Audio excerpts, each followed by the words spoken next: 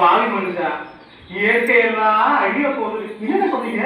அதத்தான் பாட்டுல சொல்ல போறேன், கவனமா கேளு.